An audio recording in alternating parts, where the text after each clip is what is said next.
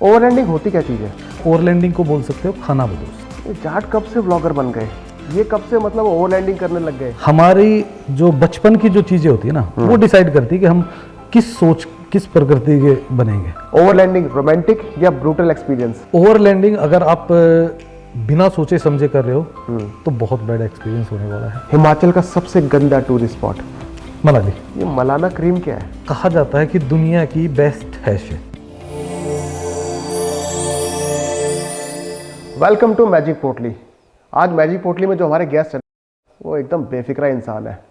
बेफिक्रा ऐसा, खुद का रिजॉर्ट चलाते थे, बाढ़ आई, पूरा रिजॉर्ट बह गया, सालों की मेहनत बह गई, लेकिन शिकन बिल्कुल नहीं, एकदम बेफिक्रा। आजकल अपना यूट्यूब चैनल चलाते हैं बेफिक्रा ओवरलैंडिंग के नाम से।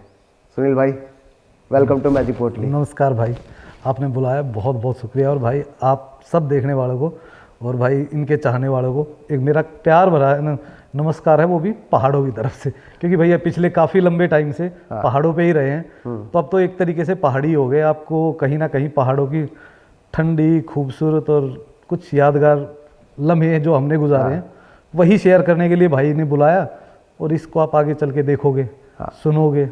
वो ये दहिए होते ही बेफिक्रे हैं क्या? है? ये दहिया बेफिक्रे तो नहीं होते, पर ये है कि देखो हर आदमी की सोच अपनी अपनी होती है। कुछ लोग दुनिया में बहुत कुछ पाने आए हुए हैं, कुछ लोग सिर्फ और सिर्फ जिंदगी जीने आए। अच्छा, तो हम सेकंड वाले हैं बस। भाई एक चीज़ बताओ, आप हरियाणा से बिलोंग करते हैं, ठीक है, जाट कम्युनिटी से बिलोंग करते हैं। बिल्कुल भाई। ये जाट कब से ब्लॉगर बन गए? ये कब से मतलब ओवरलैंडिंग करने लग गए? एक्चुअल में मैं देखो कह सकते हो जाट हूँ, बट एक सबसे बड़ी अलग चीज़ पता क्या होती है, हमारी जो बचपन की जो चीज़ें होती है ना, वो डिसाइड करती है कि हम किस प्रकृति के बनेंगे।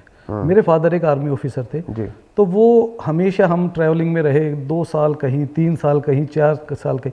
और जब आप ट्रैवलिंग सीख जाते हो ना, देखो हमने बचपन में वो ट्रैवलिंग नहीं की, वो सिर्फ 2-2, 3-3 साल की जर्नी थी, लेकिन अलग अलग स्टेट्स में जब आप रहते हो ना, तो आप चीज़ों को समझना शुरू कर देते हो, और उसके बाद आप कभी भी वो रिएक्ट नहीं करोगे जो एग्जैक्टली आपकी एक पर्टिकुलर पार्ट का है। यानी कि आप चाहे हरियाणा से हो या दिल्ली से हो या फिर आप पंजाब से हो, फिर आप वो नहीं करते, फिर आप वो करते हो जो एक्चुअल में सही होता है, जो सब लोग बताते हैं। तो वही फ़र्क है बस। आप ओवरलैंडिंग करते हैं, आपके चैनल का नाम है बेफिक्रा ओवरलैंडर। ओवरलैंडिंग होती क्या चीज़ है? ओवरलैंडिंग बेसिकली वो होती है जिसमें एक तरीके से आप ओवरलैंडिंग को बोल सकते हो खाना बदोश। खाना बदोश। खाना बदोश। पहले हम बोलते थे कि भाई ये कबीले चल रहे हैं, और हमारा कोई मतलब ठिकाना नहीं है। रोड पे बन खाना बदोश, वो बैलगाड़ियाँ लेके चलते थे, आप मोटर गाड़ी लेके चलते। अब बस उसमें मोटर लग गई है, बाकी एज यूजुअल ही है वही चीज़। तो क्या क्या फैसिलिटीज होती है आपकी इसमें? गाड़ी में देखो, हर गाड़ी का है ना, हर बंदे की अपनी एक रिक्वायरमेंट होती है। उस रिक्वायरमेंट के हिसाब से हर आदमी अपनी गाड़ी को तैयार करता है। किसी को बहुत ज़्यादा वोल्ट की पावर चाहिए, किसी को बहुत ज़्यादा पानी की रिक्वायरमेंट होती है, किसी को बहुत ज़्यादा खुला सोने की रिक्वायरमेंट होती है। तो हर गाड़ी में अलग अलग होती है, लेकिन 2, 3, 4 चीज़ें ऐसी हैं जो बेसिक होती हैं। एक सोने की जगह जी, खाने के लिए आपका जो बर्तन हैं, या चाहे आपका गैस चूल्हा है, स्टोव है, वो चाहिए। उसके बाद वॉशरूम के लिए वॉशरूम टेंट चाहिए, और एक गाड़ी चाहिए। वो कोई भी हो सकती है। लोगों ने, मेरे ही एक मित्र हैं जिन्होंने मारुति 800 ऑल्टो से स्टार्ट किया था। अच्छा। हिमाचली ट्रैवलर। और बहुत काफ़ी मशहूर है, काफ़ी फॉलोवर भी उनके। तो उन्होंने वहाँ से शुरू किया था। जज्बा होना चाहिए करने का। गाड़ी कोई मायने नहीं रखती, सामान कोई मायने नहीं रखता। भाई मैंने ना आपकी एक वीडियो देखी थी जिसमें बर्फ, आपकी गाड़ी आगे चल रही है, पीछे ट्रैक्टर चल रहा है, और ट्रैक्टर में भी घर बना हुआ है, और स्नो में चल रहा है। कैसे करते हो ये सब? देखो पता क्या है, हर आदमी है ना आज के दिन एक थोड़ा सा अलग दिखने की कोशिश करता है। और ओवरलैंडिंग कल्चर में क्या होता है कि भाई उसके पास भी गाड़ी, उसकी पास भी गाड़ी, तो आपस में थोड़ा सा एक ही होता है कि यार मैं कुछ अलग करके दिखाऊं। एक अंदर चुल होती है, कीड़ा होता है ना, तो वो कहीं ना कहीं आदमी को कुछ ना कुछ अलग सोचने पे मजबूर करता है। जैसे मैंने पहला एग्जांपल दिया 800 का, तो जैसे अपने दोस्त है रोकी शाहपुरिया भाई, तो उन्होंने ट्रैक्टर पे बनाया। तो ट्रैक्टर पे उन्होंने प्रॉपर एक्स्ट्रा डीजल का भी लगवाया, उन्होंने अपना प्रॉपर सोने का भी किया। एक प्रॉपर फैमिली ट्रैक्टर के अंदर सो सकती है। तो ट्रैक्टर हाउस उसको ट्रैक्टर ओवरलैंडिंग कह सकते हैं। Tractor overlanding. तो मतलब देखो सबके अपने अपने शौक हैं, और उसी तरीके से हर आदमी है ना अलग अलग तरीके से ट्रैवल कर रहा लेकिन बड़ा खर्चीला शौक है ये। है। सबसे महंगा अगर यूट्यूब पे भी कहो तो मेरे ख्याल से ट्रैवलिंग जो ब्लॉग है ना, हाँ। वो सबसे महंगे पड़ते हैं, और सबसे जो रेवेन्यू है ना वो सबसे कम आता है। अच्छा।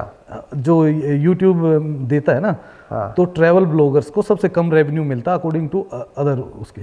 शौक बड़ी चीज़ है। शौक बड़ी चीज़ है, बस धीरे धीरे लोग बढ़ाते जा रहे हैं, पर काफ़ी लोग ऐसे भी हैं जो रिस्क ले रहे हैं। बस मैं ये कह रहा हूँ रिस्क नहीं लेना चाहिए। रिस्क नहीं लेना चाहिए। बिना रिस्क के एडवेंचर कैसे है?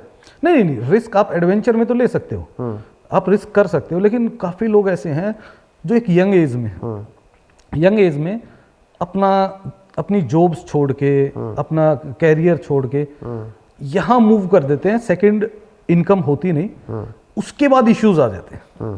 क्यों इशू आएंगे कि आफ्टर, जब आपकी जमा पूंजी है ना, आफ्टर टाइम ना वो जमा पूंजी खत्म होनी स्टार्ट हो जाएगी, अर्निंग स्टार्ट नहीं होगी। क्योंकि देखो यूट्यूब पे भी सक्सेस रेट इतना ज़्यादा नहीं है कि लोग, आप ये कहो कि यार बस आज मैंने यूट्यूब स्टार्ट किया, मैं 6 महीने में अच्छा यूट्यूबर बन जाऊंगा या 1 साल में। कुछ लोगों को सालों साल लग जाते हैं, और कुछ लोग चंद दिन में हो जाते हैं। हम चंद दिन वालों का तो एग्जाम्पल उठा लेते हैं, लेकिन उनका कभी नहीं उठाया जिन्होंने 2-2 साल, 4-4 साल, 5-5 साल मेहनत की है, तब जाके पहुंचे। और सबके सेकंड बिजनेस है। आप इतना ट्रैवल करते हो, ऑल इंडिया ट्रैवल करते हो, गाड़ी लेके चलते हो, उसी में सब कुछ खाना पीना रहना, तो ये एक सुकून के लिए करते हो या आपका अपना एडवेंचर है? देखो एक्चुअल में ये काम तो हम तब भी कर रहे थे जब हम यूट्यूब नहीं कर रहे थे। हाँ। यूट्यूब मेरे माइंड में कुछ और था। मैंने जब यूट्यूब को शुरू करने की सोची थी तो सिर्फ अपने फ़ोन के कारण करने की कोशिश की थी। क्योंकि क्या होता था कि हमेशा क्या होता है, हम अपनी मेमोरीज को संजो के रखते हैं अपने फ़ोन में, और उसके बाद फिर क्या होता है, अचानक फुल होता है और हम पिछली वीडियोस को डिलीट कर देते हैं। बिल्कुल। बस उन वीडियोस को सेव करने के लिए मतलब दोस्तों ने सलाह दी, जिसमें से अपने दीपक भाई भी थे और भी भाई थे, तो उन्होंने सलाह दी कि भाई ये करो। फिर धीरे धीरे शुरू हुआ, सिलसिला चला। ये जो ओवरलैंडिंग करते हो, इसमें क्या चीज़ों का ध्यान रखना चाहिए? ओवरलैंडिंग अगर आप सोलो कर रहे हो तो सबसे पहले आपको अपना ही ध्यान रखना चाहिए, बस। उसके बाद हर चीज़ ठीक है। लेकिन अगर आप फैमिली के साथ कर रहे हो ना, तो आपको बहुत सारे बैकअप्स देखने पड़ते हैं। बहुत सारे बैकअप्स का मतलब है कि आसपास भाई कोई ऐसी जगह होनी चाहिए कि इन केस कोई इमरजेंसी आती है तो आप भाग के वहाँ जा सकते हो। क्योंकि जब आप फैमिली के साथ होते हो तो आपके पास, आपके माइंड पे ट्रैवलिंग से ज़्यादा एक बर्डन और भी होता है कि आपके पास रिस्पॉन्सिबिलिटी होती है। तो उस कंडीशंस में तो आपको ये देखना पड़ेगा कि आप कोई ऐसी जंगल के पास में ना करें, किसी नदी नाले के पास में, रिस्की जोन में आप कैंपिंग ना करो। अगर आप सोलो हो या ग्रुप में हो तो आप कर सकते हो, क्योंकि ग्रुप एक डिसीजन है, आपका बैकअप है जी। और बैकअप के लिए बहुत सारी चीज़ें जो रिक्वायरमेंट करती है। कोई ऐसा एक्सपीरियंस है ओवरलैंडिंग के टाइम पे कि आपको अभी याद रहता हो, जब भी कभी ओवरलैंडिंग की बात करें तो दिमाग में हमेशा वही आए?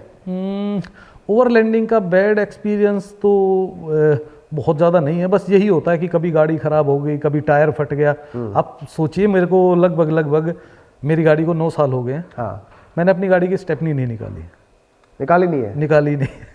और मेरी गाड़ी की स्टेपनी निकल भी नहीं सकती, क्योंकि मेरी गाड़ी की स्टेपनी है स्कॉर्पियो की, जो मेरा किचन बना हुआ उसके नीचे, नीचे की साइड में, और पूरा किचन हटा के मुझे वो लगाना पड़ता है। तो मेरे साथ 2 बार ऐसा हुआ है कि रात को टायर फटा, मैंने गाड़ी वहीं पे लगाई, जैक लगाया, खाना बनाया, खाया और सो गया। सुबह टायर खोला और आराम से अपना आसपास की जो भी मार्केट है, 20 किलोमीटर, 10 किलोमीटर, 30 किलोमीटर, आप वहाँ लेके गए और करा के ले आए। वो टायर आज तक यूज़ ही नहीं हुआ है। आपने कार से लेह लद्दाख कितनी बार कवर किया है? शायद 3 से 4 बार। 3 से 4 बार। हाँ जी। ये सोलो किया है? देखो, एक बार मेरे साथ मेरा एक दोस्त गया था, फर्स्ट टाइम। बाइक राइडर थे मुकेश जी, जो बहुत तगड़े, जो आजकल आप देखोगे राम पथ गमन एक यात्रा है, जहां से राम गए थे। वो पूरी यात्रा को अभी संपन्न भी नहीं किया है, वो ऑन द वे है। तो वो एक बहुत तगड़े राइडर थे, तो उन्होंने को मैं लेके गया था फर्स्ट टाइम पे। क्योंकि उस टाइम क्या था बेसिकली, देखो आप जब पहाड़ों पे जाते हो ना, तो पहाड़ों की रिस्पेक्ट करो, क्योंकि पहाड़ जो है ना आपको तब संभाल के रखेंगे जब आप उसकी रिस्पेक्ट करोगे। हमारे लिए पहाड़ पूजनीय है, वो इसलिए नहीं कि हमारे जो भगवान थे वो पूजते थे, नहीं। पहाड़ की जब आप रिस्पेक्ट करते हो तो पहाड़ हमेशा आपको उल्टा पलट के प्यार ही देगा, और उसकी अगर इज्जत खराब करते हो तो वो आपको बहुत बहुत अलग अलग तरीके से मारता है। बिल्कुल। तो उस कंडीशन में मैं उनके साथ गया था, पर उनके साथ भी थोड़ा सा एक्सपीरियंस के बीच में थोड़ा सा प्रॉब्लम आ गई थी उनको भी, ऑक्सीजन की। ओके। तो जब हम बाइक पे ट्रैवल करते हैं तो ऑक्सीजन की प्रॉब्लम आती है अधिकतर, हाई एल्टीट्यूड पे जाते हैं तो होती है। बिल्कुल। तो गाड़ी में भी सेम प्रॉब्लम रहती है? गाड़ी में भी सेम प्रॉब्लम, वो तो देखो ना आप, बेसिकली आपकी बॉडी ट्रैवल कर रही है, वो जितना हाई एल्टीट्यूड में जाएगी उतनी ही ऑक्सीजन लो होगी। लेकिन उसके लिए है ना, आपके पास, आप चाहे गोली खा लीजिए या कुछ भी कर लीजिए, जब तक आप ट्रैवल का सिस्टम नहीं बैठाते ना, सिस्टम का मतलब है कि आप अगर दिल्ली से जा रहे हो ना, तो मैं कहता हूं कम से कम एक दिन आपका मनाली में गुजरना चाहिए, 2 दिन आपके दारचा से पहले, चाहे आप जिस्पा में गुजारो, कैलोंग में गुजारो या सिसु में गुजारो। जब आपका बॉडी धीरे धीरे एल्टीट्यूड गेन करेगी तो आपको प्रॉब्लम्स नहीं आएंगी। ठीक है। और उसके बाद सबसे बड़ी चीज क्या है कि दोनों ही तरफ, जैसे ही आप जिस पास को क्रॉस करते हो, दोनों ही तरफ एक पास आता है, एक बारालाचा पास और एक सिंखुला पास। अगर आप उन पासों को इजीली क्रॉस कर रहे हो तो समझ लीजिए कि आपकी यात्रा में आगे बड़ी प्रॉब्लम्स नहीं आएंगी। हाई लिक्विड लो। हाई लिक्विड का मतलब कि जितना लिक्विड ले सकते हो, चाहे जूस के रूप में लो, कोल्ड ड्रिंक के रूप में लो, या आप लस्सी के रूप में लो। और सबसे बेस्ट होता है ORS के पाउचेस भी आते हैं और उनका टेट्रा पैक भी आता है। तो वो अगर आप कैरी कर रहे हो ना और उसको रेगुलर ले रहे हो तो डिहाइड्रेशन नहीं होगी। डिहाइड्रेशन नहीं होगी तो मैंने आज तक अपने इस ट्रैवल जर्नी में कभी भी कोई भी किसी भी प्रकार की गोली नहीं खाई है और ना कभी ऑक्सीजन का उपयोग किया। जब आप ओवरलैंडिंग प्लान करते हो तो दिल्ली से हम लद्दाख की तरफ जा रहे हैं तो 2 रास्ते आते हैं, एक कश्मीर की तरफ से आता है, एक मनाली की तरफ से आता है। तो आप क्या सजेस्ट करोगे, कौन सा रूट लेना चाहिए? मैंने दोनों ही रूट किए हैं, दोनों ही ट्रैवल किए। तो वो टोटली डिपेंड करता है कि आप किस मौसम में जा रहे हो। और बेसिकली देखो, हर वर्ष, एवरी ईयर सिचुएशंस चेंज होती हैं, रास्ते चेंज होते हैं, रास्तों के कई बार तो डाइवर्शंस आ जाते हैं, कई 100 किलोमीटर के, 50 किलोमीटर के, 10 किलोमीटर के डाइवर्शंस भी आ जाते हैं। तो आप हमेशा जब आप प्लान कर रहे हो ना, तो अपने से पहले जाने वालों की वीडियोस जरूर देखो। ठीक है। क्योंकि आजकल क्या है कि लोग बहुत ज़्यादा हाइप भी कर रहे हैं और कुछ लोग तो ऐसे सोचते हैं लद्दाख को कि बस मैं बच्चों के साथ करके आ गया, उसने अपने छोटे बच्चे के साथ कर दिया, उसने कर दिया। बहुत लोग रिस्क लेते हैं, आपको नहीं पता वहाँ क्या है। वहाँ 50-50 किलोमीटर, 100-100 किलोमीटर तक नेटवर्क नहीं है, अभी भी नहीं है। तो अगर आप ऐसी सिचुएशन में फंस जाते हो ना, हमारे साथ हुआ है कि सिचुएशन में फंसे हैं हमने, हमारी 4 गाड़ियां थी, 4 गाड़ियों में से 2 गाड़ियों वालों को वहाँ एडमिट किया है, ऑक्सीजन दिलाई है और तब हम पेंगोंग लेक पहुँचे।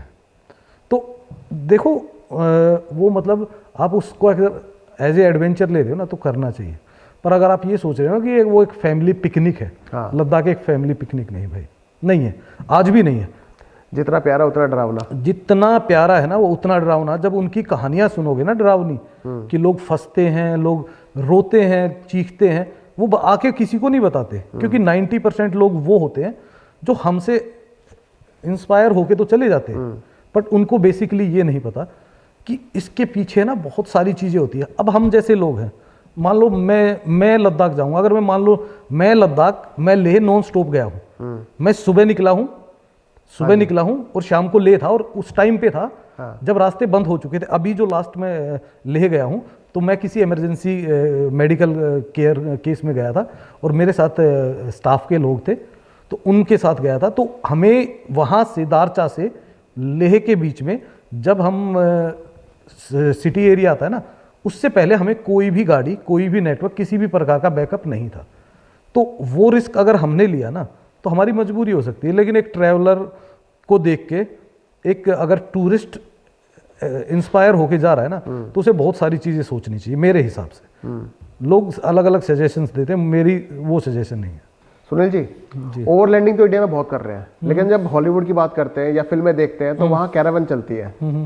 तो ये ओवरलैंडिंग और कैरावन में फ़र्क क्या है? बेसिकली क्या है कि ओवरलैंडिंग एक मतलब छोटे व्हीकल में कम सामान के साथ की जाने वाली कैंपिंग को ओवरलैंडिंग बोलते हैं। और उसी को एक लग्जरी तरीके से अपने परिवार के साथ आप कहीं भी जाना चाहते हो, आप होटल का एक्सपेंसेस नहीं करना चाहते, आप अपनी मनपसंद लोकेशन पे रुकना चाहते हो, तो वो लोग कैरावन यूज़ करते हैं। अभी इंडिया में ये कल्चर घुस तो चुका है हाँ। लोगों में, हाँ, सरकार में नहीं घुसा है।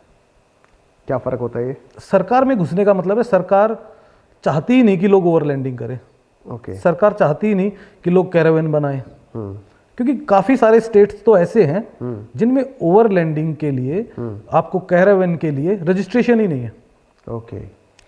आप पूछते हो कि छत पे कैरियर क्यों लगा रखा है, हाँ। आप पूछते हो कि ये तो रजिस्टर्ड ही नहीं है, हो सकती है यहाँ पे प्राइवेट नंबर में रजिस्टर्ड नहीं हो सकती। अरे कोई आदमी अगर अपनी कैरावेन ले रहा, पर्सनल के लिए ले रहा, तो लेनी ही पड़ेगी उसको। तो बहुत सारे इश्यूज आते हैं ओवरलैंडिंग में, जैसे पुलिस से आते हैं कि वो लोग फाइन करते हैं, चालान काट देते हैं, लोगों को तंग करते हैं। तो ये चीज़ें आ रही है क्योंकि इसका कोई एक प्रॉपर लॉ अभी तक हिंदुस्तान में नहीं है। तो यानी ओवरलैंडिंग जितने भी कर रहे हैं वो इलीगल है? कह सकते हो एक तरीके से। तो कैसे कर रहे हैं लोग? सभी अपने अपने रिस्क पे। तो इतना लंबा जब ट्रैवल कर रहे हैं तो हाँ। बीच में हर स्टेट्स आती है, आप कितनी स्टेट्स को कवर करते हो? कोई चालान कटवा के आता है और कोई पैसे दे के आता है। ये होता ही होता है? बिल्कुल होगा ही होगा।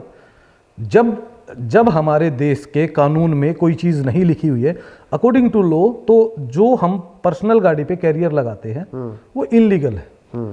अब ये बात हर पुलिस वाले को समझाना नामुमकिन है कि ये ओवरलैंडिंग कर रहे हैं हम, ये प्रॉपर एक कवर्ड चीज़ है, इससे हम बॉडी स्ट्रक्चर, जबकि एक लॉ है कि भाई आप अपनी बॉडी हाइट से इतनी हाइट ऊपर गाड़ी की बढ़ा सकते हो।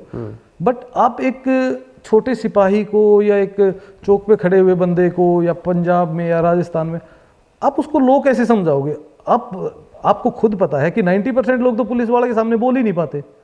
जी सर, जी सर, जी सर। वो लॉ का मतलब, उसको लॉ समझाने का मतलब आप उससे बहस कर रहे हो। बिल्कुल। तो काफ़ी लोग हैं हमारे जो इस चीज़ से परेशान हैं। इवन की कोर्ट केसेस भी भुगत रहे हैं, इवन की चालान भी हो रहे हैं, जिसमें से एक भुगतभोगी मैं भी हूँ, एक चालान मेरा भी हुआ है। बट उन्होंने चीज़ को सिस्टमेटिकल किया हुआ, तो कुछ नहीं कह सकते। ओवरलैंडिंग पैसे वाले की और हिम्मत वालों की वो है। ओवरलैंडिंग पैसे वालों, हाँ, ये तो एक रियलिटी बात है। पहले गाड़ी में खर्चा करो, जितनी गाड़ी है उससे ज्यादा खर्चा आप ओवरलैंडिंग में गाड़ी को मॉडिफाई करने में लगा दो, फिर उसके बाद हर ट्रिप पे पुलिस वालों को पैसे देते रहो। हर ट्रिप पे तो नहीं, पर काफ़ी बार ऐसा होता है। हर ओवरलैंडिंग करने वाले के लाइफ में ये दिन आया होगा कि उसने या तो कहीं ना कहीं ब्राइब दी होगी या फिर उसने अपना फाइन पे किया होगा। ये जो छत पे हम देखते हैं कि टेंट खोल दिया है, शानदार लोकेशन, मस्त हो रहे हैं, तो वो ये सस्ता नहीं पड़ता है, होटल से बहुत महंगा पड़ता है। सस्ता भी नहीं है और रिस्की भी है। रिस्की तो ये है कि जब आप अपनी मनपसंद जगह पे जाते हो ना, जब आप लेस क्राउड ढूंढना शुरू करते हो ना, तो लेस क्राउड का बेसिकली मतलब ये है कि आप या तो किसी जंगल में जाओ, हाँ, या किसी पहाड़ की चोटी पे जाओ, हाँ, या किसी नाले में घुसो, हाँ, तभी आपको एकांत मिलेगा। हाँ, अब साधु वाली जिंदगी, मोंक वाली जिंदगी अगर आपको जीनी है हाँ, तो रिस्क तो लेना पड़ेगा। उसमें जानवर का भी हो सकता है, हाँ, कोई और प्रॉब्लम भी हो सकती है। काफ़ी सारी प्रॉब्लम्स ऐसी होती है हिडन, छोटी छोटी, जो अचानक सामने आ जाती हैं। आपकी गाड़ी पे सारा सामान पूरी फुल्ली इक्विप्ड है, सारी चीजें फैसिलिटीज है, आप होटल लेते हो? मैंने 300 रातें बाहर काटी होंगी तो शायद 8 या 10 बार होटल लिया होगा। अच्छा, वो होटल तब लिया जाता है जब हम लंबी ट्रैवलिंग कर रहे हैं, 3 दिन के बाद या तो हमें अपनी वीडियो एडिटिंग करनी है, क्योंकि नेटवर्क इश्यूज आते हैं, तो किसी का वाईफाई चाहिए, बैठ के आपको एडिट करनी है, अपलोड्स करनी है, उसके बाद आपको नहा धो के फ्रेश होके ढंग से निकलना है, रेस्ट करना है। क्योंकि देखो ओवरलैंडिंग एक टायरिंग जॉब है अगर आप फास्ट करते हो तो। ओवरलैंडिंग को अगर आप हमारी तरह कर रहे हो, हम है स्लो। स्लो का मतलब है कि हम 9-10 बजे से 11 बजे से पहले उठ के हमें चलना नहीं होता, शाम को 3 बजे के बाद हम ट्रैवल नहीं करते, और नहीं करनी चाहिए। मैं यही सलाह दूंगा कि अगर आप लद्दाख, स्पीति और इन जगहों पे जा रहे हो तो नाइट में ट्रैवल ना ही करो तो बढ़िया है, क्योंकि खतरे कई तरह के होते हैं। आजकल जब अपना फ़ोन उठाते हैं तो बहुत सारे वीडियो दिखते हैं, आप जैसे बहुत सारे भाई होते हैं जो अपनी थार को किसी पास पे ले जाके रात को बता रहे होते हैं कि आज -डिग्री टेम्परेचर है, हम खाना बना रहे हैं, मैं अकेला हूँ, गाड़ी में हीटर लगा रखे हैं, पूरा साजो सामान होता है, तो ये रिस्की नहीं है? बेसिकली क्या है कि रिस्की तो है, हाँ, पर जहाँ तक हमने देखा है ना, 70-80% तो वो लोग होते हैं जो कुछ टाइम के लिए कर रहे होते हैं और अगली 10 मिनट बाद फिर होटल में होते हैं। अच्छा, हाँ, क्योंकि जो ओवरलैंडिंग कल्चर से या ग्रुप से नहीं जुड़ा हुआ ना, अकेले बंदे के लिए करना रिस्की भी होता है और बहुत बहुत इश्यूज भी होते हैं। मैं अगर एक ऐसी जगह पे सो रहा हूँ ना जहाँ पे ऑक्सीजन बहुत कम है, तो मेरे पास इतना बैकअप होना चाहिए, सुबह अगर मैं ना उठूँ तो कोई उठाने वाला। क्योंकि बहुत सारी लोकेशंस ऐसी होती है जहाँ हफ्तों हफ्तों भी लोग नहीं जाते। हाँ, अधिकतर हम देखते हैं कि बियाबान पास, मतलब वहाँ मदद तो छोड़ो, आदमी 50-50 किलोमीटर तक नहीं होता है। हाँ, 50 किलोमीटर, 70 किलोमीटर, 100 किलोमीटर तक भी हाँ, नहीं ऐसे। वो ऐसी जगह पर रात आप बिताते हो, तो वो एक सुकून देता है या एक्चुअल में आप उसको कह सकते हो थ्रिल, एडवेंचर। हाँ, कि मैं अपनी बॉडी का वो देख रहा हूँ कि मैं कितना अपनी बॉडी को पुश कर सकता हूँ। ये थ्रिल अपने लिए करते हैं, व्यूज के लिए नहीं, अपने लिए। क्योंकि व्यूज के लिए आप एक वीडियो के लिए इतना रिस्क नहीं ले सकते। एक वीडियो के लिए आप इतना रिस्क नहीं ले सकते, पर अगर आप वो चीज़ कंटिन्यू कर रहे हो ना, तो लगता है कि हाँ यार ठीक है, ये बंदा जेन्युइन है। नहीं तो एक बार में तो देखो, आपने देखा होगा किसी के में शेर आ रहा है, किसी में बगीरा आ रहा है, किसी में कुछ आ रहा है, जबकि 90% लोग या तो गाड़ी के अंदर बंद होके सोते हैं या रूफटॉप पे सोते हैं। ठीक है, रात को जानवर हमारी तकरीबन हर दूसरी तीसरी कैंपिंग में आता है। वो आएगा तब जब या तो आपने खाने का कुछ बाहर छोड़ा हुआ है, या फिर आपने कोई नॉन वेज आइटम ऐसा बनाया है जिसकी स्मेल फैली हुई है। कोई एक्सपीरियंस हुआ है आपके साथ? हाँ, हमारे साथ काजा जाते वक्त हुआ है। हाँ, उसमें क्या, हमने मतलब शाम को हम बैठे हुए थे एक ही गाड़ी में, और ऐसे ही गप्पे सप्पे चल रहे थे। तो हमारे में से एक बंदा वॉशरूम के लिए उतरा, तो उसने बोला यार अचानक मेरी गाड़ी के पास बोला जानवर था। हाँ, तब तक हम भाग के आए, तो जानवर थोड़ा सा दूर चला गया था, लगभग 200-300 फीट या 100 मीटर लगा लो आप। जानवर का मतलब कुत्ता, तेंदुआ? नहीं, कुत्ता तो नहीं हो सकता, क्योंकि जो उसने बाद में जो हमारे साथ हुआ ना, उसके हिसाब से हम कह सकते हैं कि वो कुत्ता तो हो ही नहीं सकता। अच्छा, ठीक है, मेरी गाड़ी की छत पे टेंट और छत के बीच में सिर्फ इतना गैप है, लगभग आप मान सकते हो 8-9 इंच। 8-9 इंच का। ठीक है, तो हम क्या करते हैं, फ्रेश चीज़ों को, जैसे मान लो सब्जियां वगैरह हैं या जो खाना हमारा बच गया, वो तो हम रखते हैं गाड़ी के अंदर। लेकिन जैसे फ्रेश वेजिटेबल्स हैं, चिकन वगैरह है, तो इनको क्या करते हैं कि उस ट्रिप में मेरे साथ नॉनवेज खाने वाले हमारे दोस्त कुछ ज़्यादा थे। तो हमने क्या किया, वो चिकन उठाया और उसके बीच में रख दिया। रात को हम गाड़ी में सो रहे हैं, जबकि मैं इतना अलर्ट सोता हूँ कि अगर एक कट भी हो जाए तो मुझे पता लग जाता है और मैं उठ लेता हूँ। आँख खुल जाती है। आँख खुल जाती है, क्योंकि अगर आप बाहर रह रहे हो तो आपकी आँख खुलेगी। उस ट्रिप में मुझे नहीं पता कि वो चिकन कैसे जानवर ने वहाँ से निकाला, क्योंकि इंसान तो कोई निकालेगा नहीं। ठीक है, और कोई भी छत पे आप स्कॉर्पियो को देखो, पीछे फ्लैट है, आप पीछे से आ नहीं सकते, और वो पीछे वाली साइड में है। या तो आप पूरी गाड़ी के बोनट से चढ़ के आओ, गाड़ी की छत से होते हुए तो बैक में जाओ, तो वो निकल सकता है। मुझे नहीं पता वो कौन सा जानवर था, पर वो इतना बड़ा जानवर था कि या तो उसने एक छलांग में उसको निकाला है, या वो स्टैंड होके उसको निकाल सकता है। उसमें भालू भी हो सकता है, उसमें लेपर्ड भी हो सकता है, उसमें कोई भी हो सकता है। पर उस एरिया में भालू के कम और लेपर्ड के ज़्यादा चांस होते हैं। डर तो बहुत लगता होगा। अब तो आदत हो गई।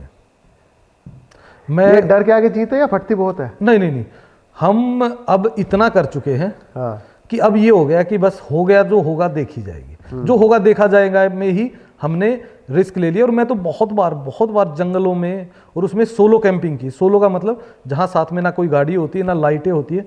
और अभी भी मेरा सबसे जो जितने भी मेरे दोस्त हैं, मैंने उन सबको कराया है सोलांग वैली से मनाली, सोलांग वैली से ऊपर लगभग 1 किलोमीटर के आसपास है ना, ऊपर वो बने हुए स्टेप्स ना, वो मेरी फेवरेट लोकेशन है।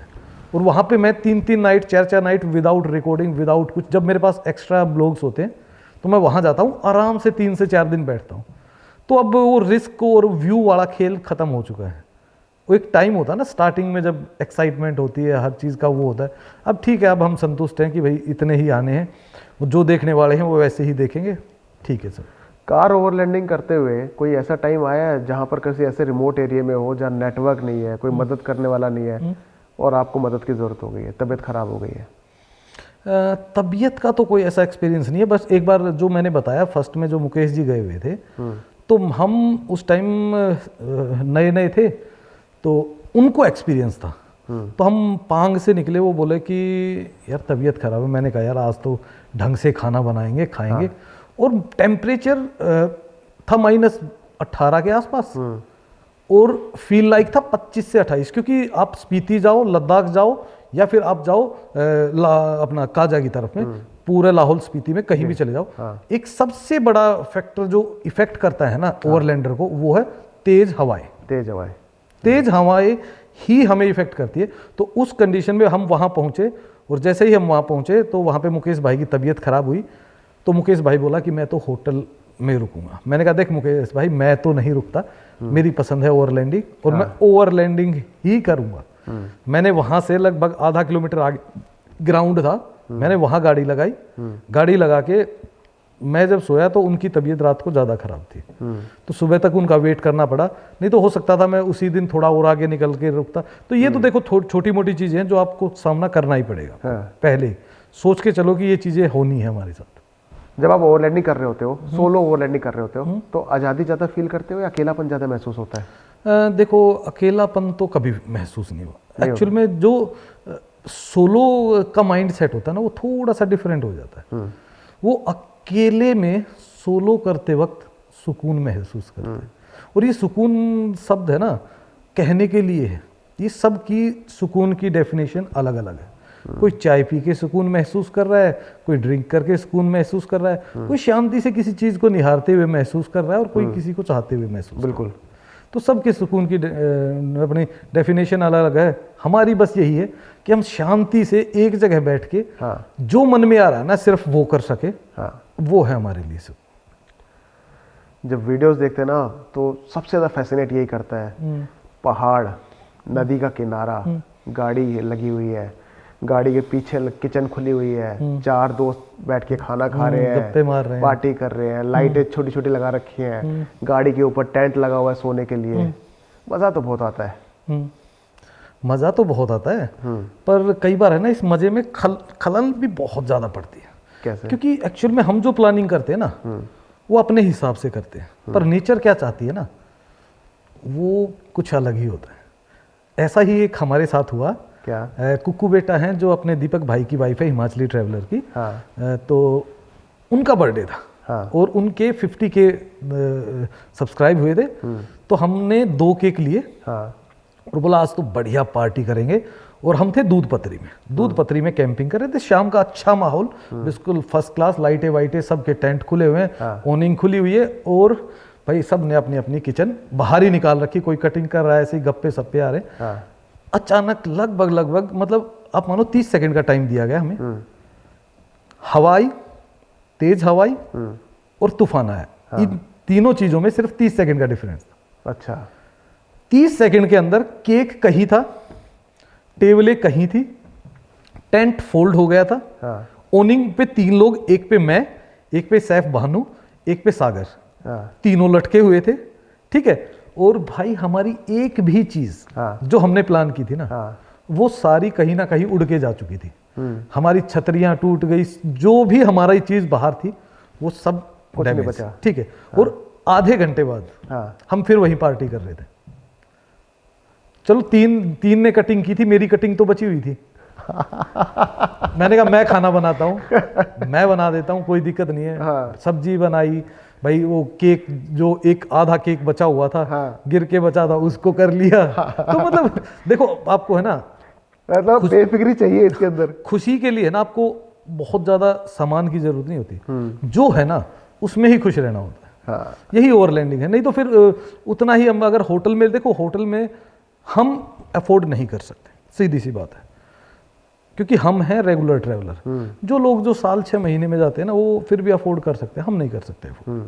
क्योंकि अगर हम ट्रैवलिंग में होटल लेने लग गए और फूड वहाँ से खाने लग गए, तो मेरे को लगता है कि हमारी ट्रैवलिंग लगभग 2 गुना से भी ज़्यादा एक्सपेंसिव हो जाएगी। और वो कोई भी नहीं चाहेगा।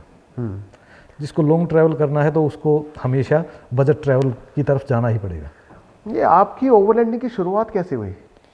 ओवरलैंडिंग की शुरुआत तो बेसिकली देखो, जब आप ट्रैवलिंग करते हो तो सबसे सस्ता और आसान तरीका ढूंढते हो। तो उसमें एक हमारे मित्र थे, उन्होंने हमारी सहायता की, हाँ। एडवाइस किया। उनके पास ऑलरेडी रूफटॉप टेंट था, हाँ। तो हमने उनसे बात की, तो उन्होंने अपना रूफटॉप टेंट के नंबर दिया, फिर हमने वहाँ गए, वहाँ से रूफटॉप टेंट लगवाया। यूट्यूब की शुरुआत क्लिप सेव करने से हुई, और ओवरलैंडिंग की शुरुआत उन लोगों ने एडवाइस किया, और उस टाइम में बहुत ज़्यादा अलग भी कॉन्सेप्ट था। क्योंकि जब हमने ओवरलैंडिंग स्टार्ट की थी ना, तो मैं कहता हूँ कि इंडिया में मुश्किल से 20-30 लोग ऐसे होंगे जो ओवरलैंडिंग करते थे, और अगर यूट्यूब पे कहो तो 5-7 लोग, 10 लोग मैक्सिमम थे जो ओवरलैंडिंग करते थे। हम उस टाइम शुरुआत की, फिर धीरे धीरे ओवरलैंडिंग का कल्चर आया। अब क्या कर दिया लोगों ने, गाड़ी के अंदर फिर दोबारा से वही सेटअप कर दिया। तो अब लोग, देखो मैं कहता हूँ, जो लोग परेशान हो रहे हो ना, परेशान होके ओवरलैंडिंग कर रहे हो तो मत करो। परेशानियां आएंगी, पर अगर परेशान होके ओवरलैंडिंग कर रहे हो तो मत करना। आप स्कॉर्पियो से ओवरलैंडिंग करते हैं, हाँ आपके पीछे ट्रैक्टर से भी ओवरलैंडिंग करते हैं लोग। हाँ बिल्कुल। ओमनी से मैंने लोगों को ओवरलैंडिंग करते हुए देखा है। हाँ मेरे ही साथी हैं। थार किस पे कर रहे हैं। तो सबसे कंफर्टेबल गाड़ी कौन सी है ओवरलैंडिंग के लिए? देखो, अगर आपका बात करो बजट की, तो ओमनी से बेस्ट गाड़ी नहीं है। ओमनी? हाँ जी, वैन जो है, हाँ। उससे कंफर्ट गाड़ी कोई भी नहीं है। अच्छा। क्योंकि मेरे साथ मेरा दोस्त है जो हिमाचली ट्रैवलर दीपक भाई, हाँ। वो ट्रैवल करते हैं ओमनी से। हाँ। एक पूरा परिवार, हाँ। 1 साल की गुड़िया, हाँ। 6 महीने की गुड़िया को वो बाहर लेके जाने लगे। मैंने देखा उनका वीडियो, क्या हिमाचली ट्रैवलर, पहले हिमाचली कपल होता था, अब हिमाचली ट्रैवलर है उसका नाम ना। तो अब जैसे कुकू बेटा घर पे हैं, तो अभी हमने स्नो में जब फंसे ना, लोग स्नो में फंसे हुए थे, हम वहां पे आराम से उसमें वैन में लगाया हमने अपना, उसमें मेरे वाली गाड़ी से गद्दा वगैरह निकाला, आराम से अंदर ही बैठे, बढ़िया कुकिंग की, बढ़िया लाइटिंग शाइटिंग मस्त, जैसे अपने घर पे है। अपना थोड़ा सा अगर ठंड लग रही है तो एक बार स्टार्ट किया, थोड़ा सा हीटर, एक बार गर्म हो गई गाड़ी, मस्त। कंफर्ट, स्पेस, बजट, तीनों में। देखिए साहब असली स्वाद ले रहे हो। स्वाद का तो पता नहीं जी, जिंदगी जीने की कोशिश की जा रही है। सुनील भाई, मैं अपनी गाड़ी से लेह तक ट्रैवल करना चाहता हूँ, ठीक है, और मुझे होटल नहीं लेने हैं, तो मुझे अपनी गाड़ी में क्या क्या बेसिक इंफ्रा डेवलप करना पड़ेगा और कितना खर्चा आएगा? देखो, अगर आपको सिर्फ ये कहते हो कि भाई मुझे 1 या 2 ट्रिप ईयरली करनी पड़ती है जी, तो मैं कहता हूँ बहुत ज़्यादा इतना हाई एक्सपेंसेस उठाने की ज़रूरत नहीं होती। आपको सिर्फ एक काम करना होता, अपनी गाड़ी के ये देखना होता कि मेरी गाड़ी किस लेवल पे जाके फ्लैट होती, उस लेवल पे अपना एक फट्टा, फोल्डिंग फट्टा लगवाइए, कोई भी एक प्लाई, फट्टे का मतलब मेरा प्लाई से, तो कोई भी एक प्लाई लगवाइए जिसको आप इक्वल कर सको। उसके ऊपर एक गद्दा, जिसका अप्रोक्सीमेटली मैं कहता हूं प्लाई का और गद्दे का खर्चा आप 4 से 5 हज़ार रुपये मान सकते हो। ठीक है, आपको कोई किचन बनवाने की जरूरत नहीं है, कुछ नहीं, क्योंकि जो फर्स्ट ट्रिप जो आपकी होती है ना ओवरलैंडिंग की, वो सीखने की होती है कि मुझे ओरिजिनली क्या क्या सामान चाहिए। हमारे पास है ना ओवरलैंडिंग के लगभग इतने सामान पड़े हुए हैं जो हमने वीडियोस देख के लिए और एक्चुअल में वो यूज ही नहीं होते। अच्छा, ठीक है जी। तो अपने खाने के नॉर्मल बर्तन घर वाले, बिल्कुल 3 से 4 बर्तन लो, 4 से ज्यादा बर्तन आपको उठाने की जरूरत नहीं होती। एक चाय के लिए, एक कुकर और एक सब्जी के लिए कढ़ाई। उसके बाद छोटी छोटी चीजें होती है, चकला है, बेलन है, जो लोग रोटी बनाना चाहते हैं। ठीक है, जबकि मुझे नहीं लगता कि लद्दाख जाके 10 दिन में से 2 दिन से ज्यादा आप खाना बना सकते हो एक नया बंदा जो नया स्टार्ट कर रहा है। जी। देखो, हम एक्सपीरियंस है, हमें पता है क्या करना है, किस टाइम करना है। हम तो 4 बजे अपना खाना बना के रेडी रख लेते हैं।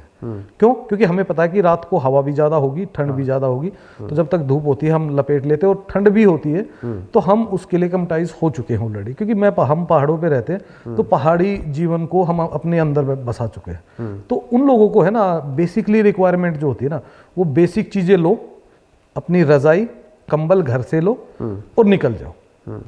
उसके बाद एक वॉशरूम टेंट है जो लगभग 1200-1300 रुपये का आता है, 1500 का आता है, वो बेसिक चीज़ लेके चलो। उसके बाद आप कहीं भी स्टे कर सकते हो।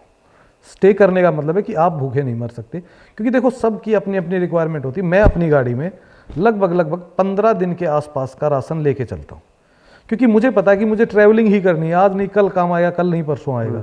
और राशन एक ऐसी चीज़ है कि आप वहाँ यूज़ नहीं करते, घर कर सकते हो।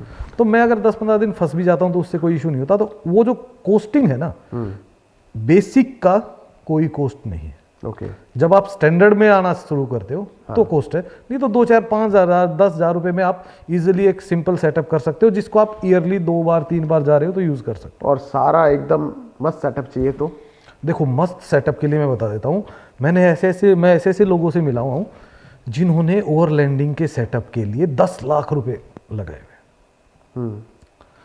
तो मैं तो कहता हूँ यार बेवकूफ़ हो, या तो आप मज़ा ही सिर्फ जंगलों का लेना चाहते हो, हाँ, या फिर भाई 10 लाख रुपए सेटअप लगा के मैंने बचाया क्या। मैं एक अच्छे टेंट की, एक अच्छी गाड़ी की 6-7 साल मानता हूँ अच्छी लाइफ जी। ठीक है। अगर आप एक टेंट ले रहे हो, एक टेंट आप मान लो 4 या 5 लाख रुपए का ले रहे हो, देखो एक्सपेंसिव टेंट आपको 50,000 से स्टार्ट होके 5 लाख 10 लाख तक भी जाते हैं, ठीक है। आपको किस रेंज में ले रहे हो कि आप अपने 10 लाख रुपए वसूल तो कर सको, जो लगा रहे हो वो वसूल कर, आपके पास पैसा है, एक्स्ट्रा है लगाने के लिए, शौक के लिए, आप लगाइए। पर उससे है ना बहुत सारे लोग जो नीचे तबके के है ना, वो कहीं ना कहीं हार मान जाते हैं, यार इतना पैसा तो हम नहीं लगा सकते। तो भाई देखो, स्टार्ट तो 0 से कर सकते हो, और 20 लाख 50 लाख कोई लिमिट नहीं है, गाड़ी में कितना भी कुछ कर सकते हो। ओवरलैंडिंग जब आप कर रहे होते हैं तो रात को जब सोते हो, ठंड बहुत ज़्यादा होती है, तो गाड़ी को ऑन रखते हो? नहीं, मैंने अपनी गाड़ी आज तक कभी भी 10 मिनट से ज़्यादा रात को ऑन नहीं की है, कभी भी। 10 मिनट भी कब, जब मेरी गाड़ी पूरा दिन की खड़ी हुई है, शाम को एक स्टार्ट हो जाएगा, सेल्फ लग जाएगी, जब मैं गाड़ी को क्लोज कर रहा हूँ तो 10 मिनट के लिए गाड़ी को ऑन करता हूँ हीटर को। पर मैंने ऐसे हमारे साथी हैं जो रात भर ऑन रखते हैं गाड़ी को, मैं नहीं रखता। मैंने अपनी गाड़ी को कभी भी रात भर क्या 2 घंटे भी रात को ऑन नहीं रखा है। मैं ठंड का बासिंदा हूँ, ठंड से मुझे कोई दिक्कत नहीं है। अच्छा, तो आप लोगों को क्या सजेस्ट करोगे, ओवरलैंडिंग अच्छी चीज़ है या नहीं? अगर आप रिस्क लेना चाहते हो, हाँ। आप अपनी मर्जी की लाइफ जीना चाहते हो, अपनी मर्जी की जगह पे रुकना चाहते हो, तो ओवरलैंडिंग बहुत अच्छी है। लेकिन अगर आप दूसरे को देख के या सिर्फ चंद दिन के शौक के लिए ओवरलैंडिंग करना चाहते हो तो नहीं है ये आपके लिए। और इसका एक है ना सबसे अच्छी चीज़ बताता हूँ आपको, आजकल है ना बहुत सारे मीटअप्स चल रहे हैं, लोग मीटअप्स कर रहे हैं। अगर आपको कैंपिंग की हकीकत, चीज़ों का उपयोग और अपने उस सर्कल में एंट्री, ओवरलैंडिंग का जो कल्चर है उसके अंदर एंट्री ना, तो आप मीटअप में जाइए, नए लोगों से मिलिए, अपने तरह के लोगों से मिलिए। हाँ। उसके बाद ट्रैवलिंग प्लान कीजिए। पहली ही बार अगर आप सोलो ट्रैवलिंग प्लान कर रहे हो, हाँ। तो आपके लिए रिस्की हो सकता है, बिकॉज आपके पास एक्सपीरियंस नहीं हो। एक्सपीरियंस नहीं है। बस 2 टाइप के ट्रैवलर होते हैं, एक शांति ढूंढते हैं, एक फोटो ढूंढते हैं। आप किस टाइप की हो? भाई हम शांति ढूंढते हैं। फोटोज़ तो मैंने कई बार ऐसी भी जगह है कि जहाँ पे मैंने ट्रैवल किया और मैंने पूरी एक ट्रिप को ही स्किप कर दिया यूट्यूब से। हाँ, लेकिन 90% लोग तो आजकल फोटो वाले हो गए हैं। नहीं, वो फिर आपको 6 महीने साल ही दिखते हैं, फिर वो गायब हो जाते हैं अचानक। अच्छा, लोग सोलो ट्रैवलिंग भी करते हैं, दोस्तों के साथ भी करते हैं, फैमिली के साथ भी करते हैं। मज़ा किस में ज़्यादा आता है? देखो, जो लोग सिर्फ ड्रिंक करके पहाड़ों पे आराम से हुड़दंग हल्ला करना चाहते हैं, हाँ। या फिर दोस्तों के साथ गपशप करना चाहते हैं, इसमें दोनों ही तरह के लोग आते हैं। हाँ। ठीक है, वो तो जाएंगे ग्रुप में। जो लोग पहाड़ को एक्चुअल में फील करना चाहते हैं, नेचर को फील करना चाहते हैं, और सबसे ज़रूरी चीज़ अपने आप को फील करना चाहते हैं ना, अपने बारे में जानना चाहते हैं, वो लोग पहाड़ों पे जाते हैं। और पहाड़ों पे वो कभी भी अच्छा ट्रैवलर, अच्छा सोलो ट्रैवलर उस जगह पे नहीं जाएगा जहाँ भीड़ होगी। वो स्टे करेगा अपने आराम से हॉस्टल्स में, लोगों से मिलेगा। ऐसा नहीं सोलो का मतलब हो गया कि आप अकेले ट्रैवल करें। आप सोलो का मतलब है कि आप अपनी सोल के साथ ट्रैवल कर रहे हो। हाँ। उसके बाद जिससे दिल कर रहा है उससे मिल रहे हो, उसके साथ ट्रैवल कर रहे हो, दैट्स कॉल्ड सोलो ट्रैवल। ये थोड़ा सा डिफरेंस है। क्या बात कह दी, मज़ा आ गया सुन के। सोल के साथ ट्रैवल करना सोलो ट्रैवलिंग। हाँ बिल्कुल, एक्चुअली नहीं तो देखो, हम सीधी सी बात, हम दोस्तों के साथ ट्रैवल करेंगे। दोस्तों के साथ हम हमेशा गप सप में अपने माइंड को, अपने मूड को बिजी रखते हैं। हम हर बार एडजस्ट करते हैं। मैं अगर 5 दोस्तों के साथ हूँ तो वो 5 दोस्त मेरे साथ और मैं उन 5 के साथ एडजस्ट कर रहा हूँ। और अगर आप एडजस्ट करके मजा लेना चाहते हो तो मुझे नहीं लगता कि बहुत ज़्यादा। लद्दाख के ट्रैवलर में और मनाली के ट्रैवलर मनाली के ट्रैवलर में फ़र्क होता है। लद्दाख वही जाएंगे हाँ जिनमें कुछ करने की चुल होती है ना, एडवेंचर की। हाँ वो बेसिकली नेचर को का मजा नहीं लेने जा रहे। हाँ बहुत सारे लद्दाख के भी ट्रैवलर ऐसे हैं जो नेचर का मजा नहीं लेना, हाँ जो उन जगहों का मजा नहीं लेना, पर थ्रिल करना है, कुछ ना कुछ एडवेंचर का वो करना है। जो वो कीड़ा जो उठता है ना, तो वो जाते हैं लद्दाख, जाते हैं विंटर स्पीति जाते हैं। हाँ रिस्की दोनों है, चाहे स्पीति करो चाहे लद्दाख मनाली वाले सारे हैश वाले हैं। है। हैश वाले तो मनाली में कम है, वो थोड़ा सा कसोल साइड में और भाई जीभी साइड में थोड़ा सा ज़्यादा लोग जाते हैं। मनाली में भी है कुछ हिस्से जहाँ पे लोग इस तरीके का शौक रखने वाले जाते हैं। अच्छा और वो लोग बस वहीं तक सीमित होते हैं। मनाली जाने वाले 90% लोगों को तो पता ही नहीं कि वो दुनिया, अलग जो दुनिया है वो कहाँ है। कसोल में एक चीज़ बहुत फेमस है, ब्राउनी। ब्राउनी, क्या कहानी है इसकी? ब्राउनी एक्चुअल में क्या है कि देखो, ब्राउनी हैश के साथ, एक ब्रेड के साथ हैश को मिला देना, हैश ब्राउनी कहलाता है बस। अच्छा उसको चाहे स्वीट में डाल दो, उसमें चाहे कुछ भी चॉकलेट में कर दो, तो ब्रेड और हैश के बीच में आप कुछ भी डाल दो, उसी तरह की ब्राउनी बन जाएगी। वो मतलब एक तरीके से बैन भी है, बट उसको हैश ब्राउनी की जगह ब्राउनी कह के बेचा जाता है, बस फ़र्क इतना होता है। चीज़ें तो बिकती है, एक नंबर से नहीं तो पीछे से। बड़ी खतरनाक ब्राउनी होती है। मैंने सुना है लोगों से कि लोग खा के कई बार दूसरे आसमान को भी छू लेते हैं। क्योंकि उनका जब होता है तो ऐसा हो जाता है कि सर नीचे होता है और पैर ऊपर। उसी दिन याद आता होगा, बेटा आज तेरे लिए चांद तारे मैं तोड़ के लाता हूँ। बोला आज मैंने आसमान को छू लिया क्योंकि सर नीचे है।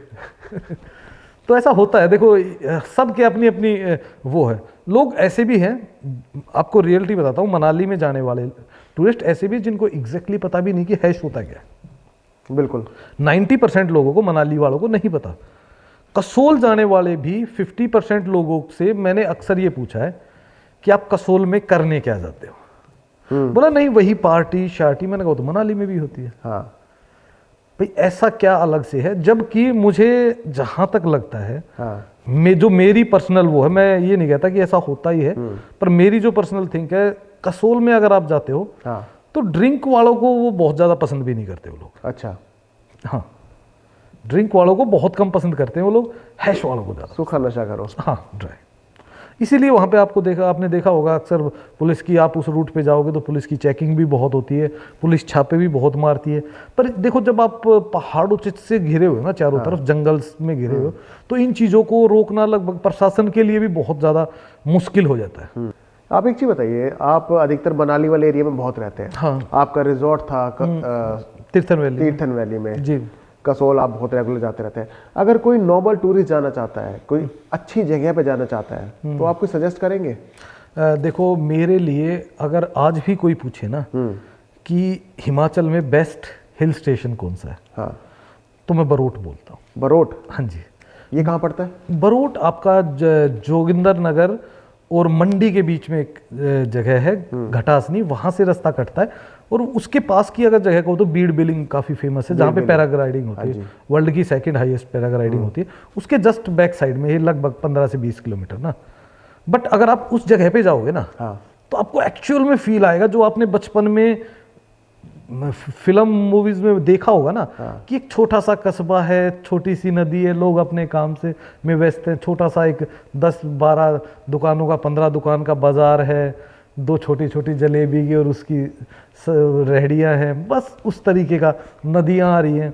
जन्नत का पता बता रहे हो आप?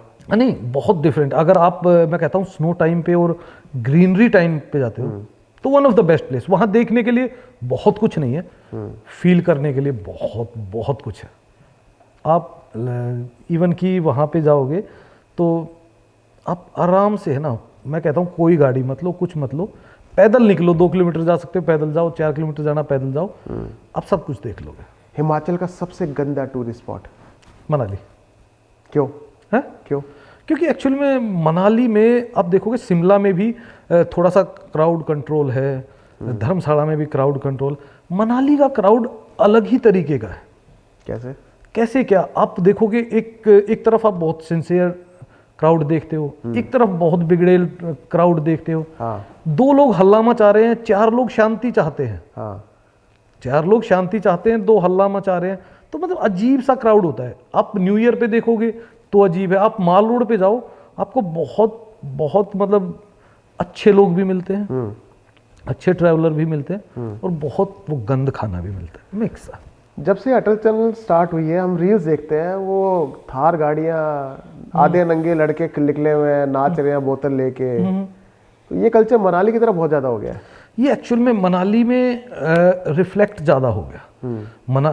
कल्चर तो और कहीं भी, शिमला में भी था, वहाँ पे भी था, पर धीरे धीरे वो कंट्रोल होता जा रहा है। मनाली में एक्चुअल में क्या हो गया, बंदा कभी मनाली, एक्चुअल में हम मनाली को, सिसु को भी मनाली बोलते हैं, हम कोक्सर को भी मनाली बोलते हैं, जबकि वो पूरा स्पीति एरिया है। आप टनल से पहले ही मनाली काउंट है।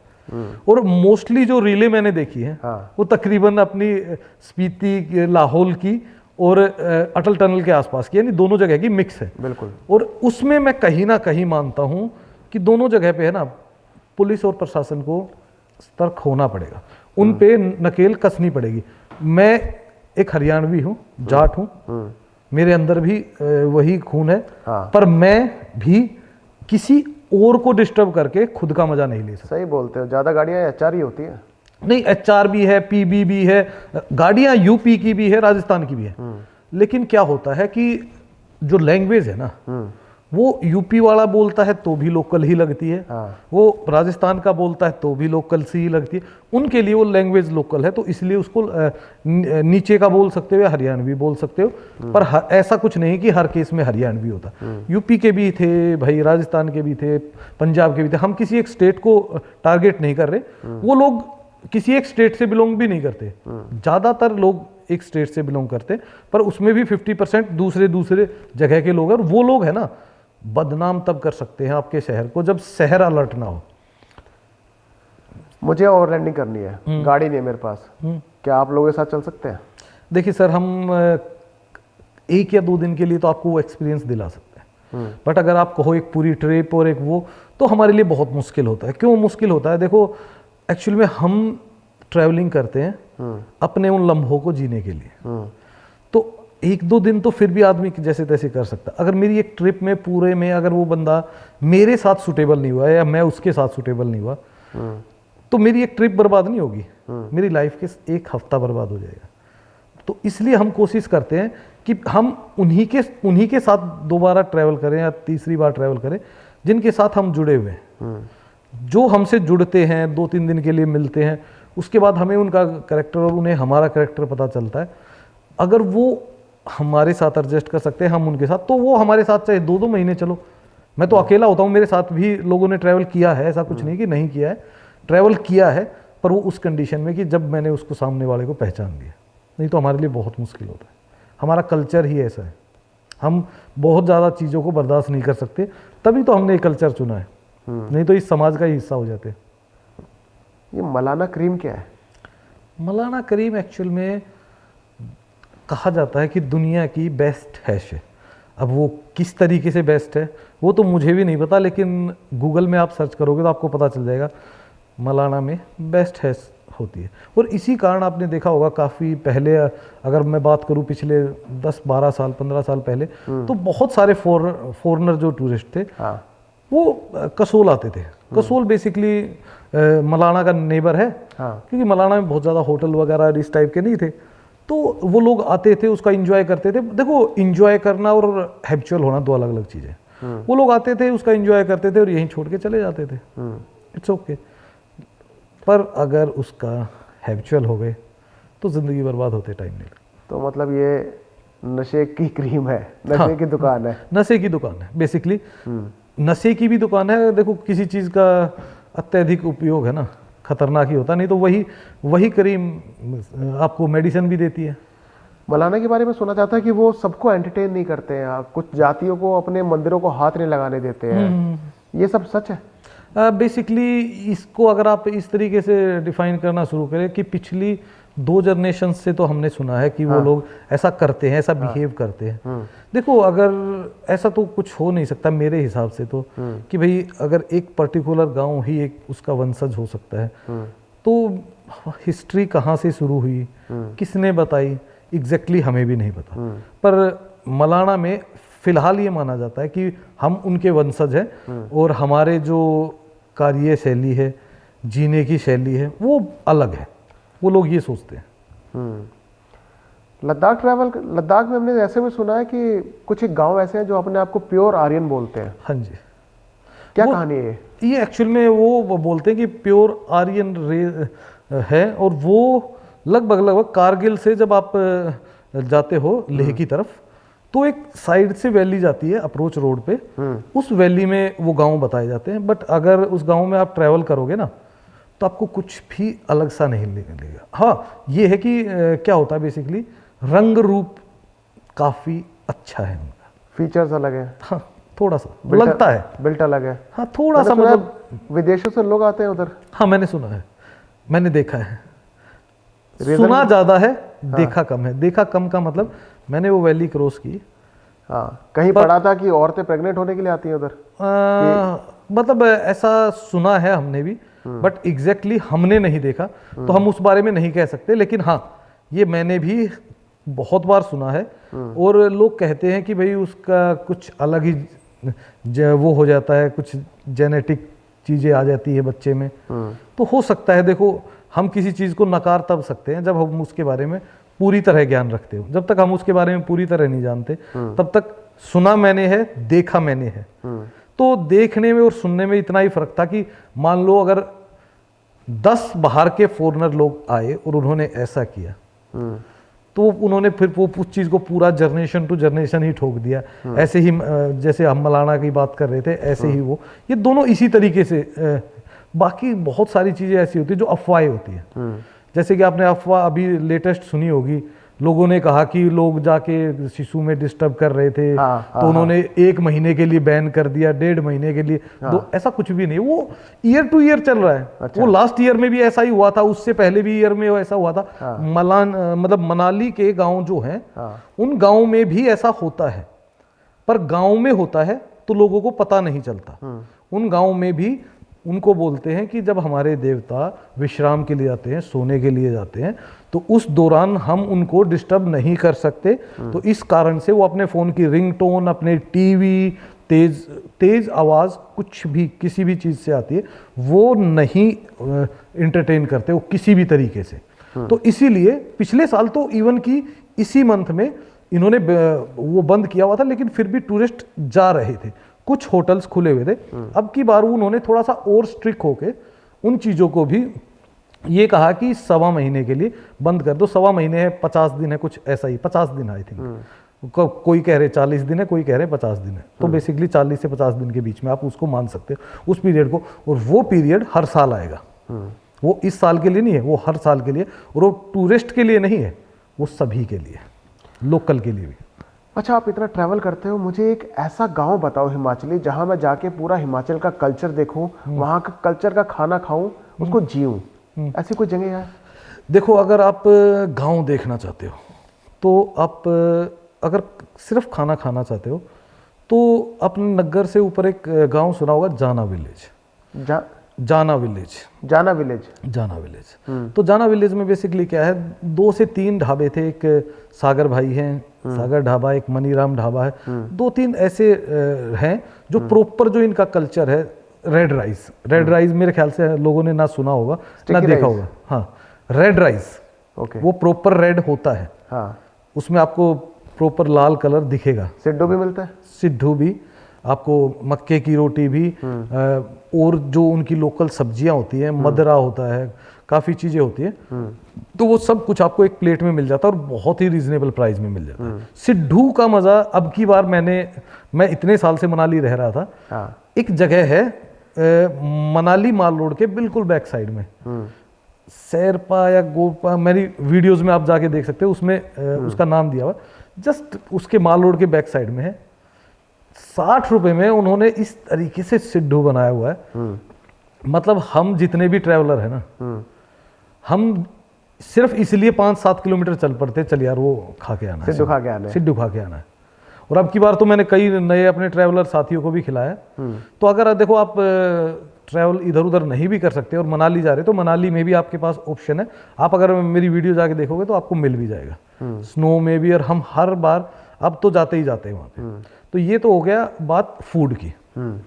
कल्चर के लिए तो आपका किसी का एक ऐसी जगह, जैसे मान लो आप हम अभी जाना ही जा रहे हैं, तो जाना में होम स्टे स्टार्ट हो गए।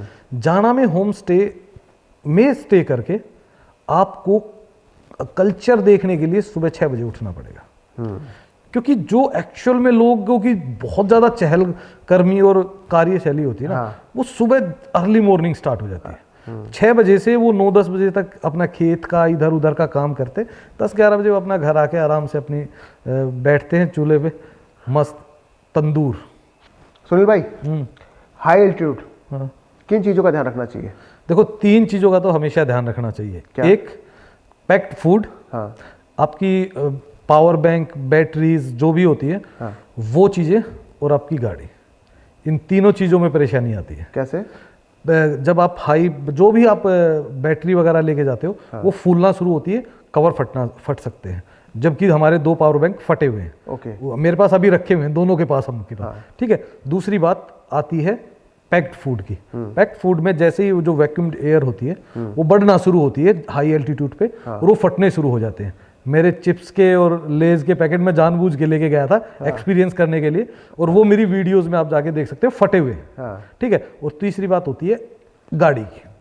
गाड़ी में फट जाती है क्या? नहीं, गाड़ी में जैसे ही हाई एल्टीट्यूड पे जाना शुरू करते हो, ऑक्सीजन कम होना शुरू करती है, और आपकी गाड़ी को सांस ही नहीं आता। मेरे साथ ऐसा एक्सपीरियंस हुआ है कि मुझे 12 किलोमीटर ऊपर जाने के लिए लगभग 2 घंटे रुकना पड़ा, और 4 बार गाड़ी रोक के ठंडी करनी पड़ी। और जबकि मैं पहले से उस चीज के लिए अवेयर था, उसके बाद मैंने एयर फिल्टर को हटाया।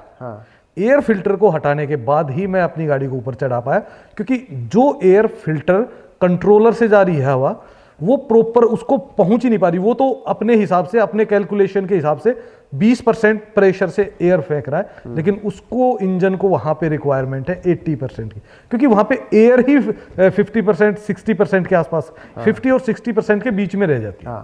तो ये 3 चीजें तो ध्यान रखनी पड़ेंगी। खाली ऑक्सीजन आदमी को नहीं, गाड़ी को भी पूरी गाड़ी को हमसे ज्यादा चाहिए। हम तो बैठ के सांस ले रहे हैं, वो दौड़ के सांस ले रही है। ओवरलैंडिंग रोमांटिक या ब्रूटल एक्सपीरियंस? ओवरलैंडिंग अगर आप बिना सोचे समझे कर रहे हो तो बहुत बैड एक्सपीरियंस होने वाला है। लेकिन अगर आप चीजों को प्लान करके और स्लो करते हो तो एक रोमांटिक एक्सपीरियंस। तो वो आपके ऊपर डिपेंड करता है कि आप अपनी उस जर्नी को प्लान कैसे कर रहे हैं। कुछ हमारे उन लोगों के लिए कुछ टिप्स दीजिए जो लद्दाख ट्रैवल करना चाहते हैं। लद्दाख के लिए तो देखो सबसे अच्छा है, सबसे पहले तो अपनी बॉडी को ही प्रिपेयर करो। बॉडी को प्रिपेयर करने का मतलब है कि एक्लेमेटाइज होते हुए जाओ। ठीक है। दूसरा, अपने व्हीकल को प्रॉपर सर्विस करा के, ब्रेक, सबसे जरूरी चीज एयर फिल्टर क्लीन होना चाहिए। क्योंकि वहां पे सबसे ज्यादा जो मेरे हिसाब से मुझे लगता है ना, गाड़ी के एयर फिल्टर में अगर हल्की सी भी गंदगियां है तो कहीं ना कहीं आपको कोई ना कोई इशू होगा। सबसे ज्यादा इशू टाटा की 2-3 गाड़ियों को मैंने देखा है जिसको बहुत ज़्यादा सरवाइव करना पड़ा है। हमारे साथ की गाड़ियों को भी बीच में रुक के हमने टोचन करके वर्कशॉप तक पहुंचाया। तो सबसे ज़्यादा है कि गाड़ी अगर गर्म होगी ही होगी, गाड़ी ये आप मान के चलो कि गाड़ी गर्म होगी होगी, क्योंकि गाड़ी अपने औकात से 2 गुना ज़्यादा ताकत लगा रही है। एक ये हो गया। दूसरी बात, आप ट्रैवल कर रहे हो तो अपने माइंड सेट ये बैठा के रखो कि मेरी गाड़ी में कुछ भी हो, मेरे पास 2 दिन का राशन का मतलब, अगर आपके पास कुकिंग इक्विपमेंट्स हैं तो आपके पास कच्चा राशन, और अगर आपके पास कुछ नहीं है, आप गाड़ी से ट्रैवल कर रहे हो, होटल में स्टे कर रहे हो, तो आपके पास हमेशा पैक्ड फूड, वो किसी भी रूप में हो सकता है, चाहे चिप्स में हो, चाहे बिस्किट में हो, चाहे नमक, किसी भी रूप में रखो। कम से कम आपके पास 2 से 3 दिन का बैकअप होना चाहिए। वैसे तो आजकल इतनी प्रॉब्लम नहीं है, रास्ते काफ़ी अच्छे हो रखे हैं, पहले से बहुत ज़्यादा बेहतर है। अगर आप कहो कि खराब रास्ते कहाँ पे है, तो एक छोटा सा पैच है, वो भी मैं आपको आगे डिस्कस करेंगे तो बता देंगे। तो आपको फिर भी सबसे ज़रूरी है पानी। पानी तो आप कम से कम भी, मैं जब ट्रैवल करता हूँ मेरी गाड़ी में 20 लीटर का कैन होता है, लेकिन फिर भी जब मैं लद्दाख ट्रैवल करता हूँ तो मैं एक एक्स्ट्रा बोतल का पूरा सेट 12 का लेके चलता हूँ। वो चाहे मेरे रास्ते में वापस आते वक्त ख़त्म हो या ना हो, बट वो मेरा बैकअप है, क्योंकि मैं नॉर्मल वाटर को यूज़ करता रहता हूँ। वो मेरा बैकअप हमेशा 10-12 लीटर का बना रहता है। ये चीज़ें ज़रूरी है। भाई मैं गाड़ी से पहाड़ों पे जा रहा हूँ, मनाली जा रहा हूँ, लद्दाख जा रहा हूँ, फैमिली के साथ जा रहा हूँ, क्या ऐसी चीज़ें गाड़ी में होनी चाहिए कि जो हमें इमरजेंसी में काम आए? देखो, इमरजेंसी के लिए 3 चीज़ें सबसे ज़्यादा ज़रूरी है जो आपकी इमरजेंसी में आपकी हेल्प करेगी। जी। पानी, हाँ। खाना, और उसके बाद आपकी गाड़ी का फ्यूल। इन 3 चीज़ों का होना बहुत ज़रूरी है। अभी आपने जैसे देखा होगा मनाली वाला किस्सा, हाँ। तो मनाली में लोग स्टक बहुत लंबे नहीं हुए थे, बट उनके पास कुछ भी अवेलेबिलिटी ना होने के कारण लोगों ने काफ़ी सफ़र किया। 3 तरीके से सफ़र किया उन्होंने। रात को 10 बजे 9 बजे के आसपास फंसे कि अभी पहुंच जाएंगे, अभी पहुंच जाएंगे। उस टाइम कुछ लिया नहीं। रात को 11 बजे जब भूख लगी, तो यार भूख तो सोने भी नहीं देती ना। बिल्कुल। वो लोग फूड के बिना परेशान हुए, पानी के बिना परेशान हुए, और पूरी रात गाड़ी स्टार्ट की तो सुबह फ्यूल के लिए परेशान रहे। ये 3 चीजें अगर आपकी गाड़ी में है ना, आप कहीं फंसे भी हुए हो ना, तो आप ये बहुत ही इजीली सरवाइव कर सकते हो मेरे हिसाब से। अगर आपके पास उससे एक्स्ट्रा एक आप अपना कंबल, अगर पहाड़ों पे जा रहे हो तो कैरी करना ही चाहिए। आप अगर स्लीपिंग बैग ले सकते हो तो वो कम जगह घेरेगा, कंबल थोड़ा ज़्यादा जगह घेरेगा, लेकिन इन दोनों चीज़ों में से अगर एक चीज़ है तो आप नाइट भी बिना गाड़ी को स्टार्ट किए काट सकते हो गाड़ी के अंदर। ये काफ़ी यूजफुल होगा लोगों के लिए। बिल्कुल बिल्कुल। सुनील भाई, एक बेफिक्रा रैपिड फायर राउंड हो जाए, पहाड़ या समुंदर? पहाड़। 4x4 या बाइक? 4x4। अकेले ट्रैवल या ग्रुप में? अकेले। गूगल मैप या दिल का रास्ता? दिल का रास्ता। लग्जरी होटल या टेंट? टेंट। सबसे खराब खाना कहाँ मिला? सबसे खराब खाना मुझे एक जगह मिला हिमाचल में ही। हाँ। देखो, मैं किसी को बदनाम नहीं करना चाहता।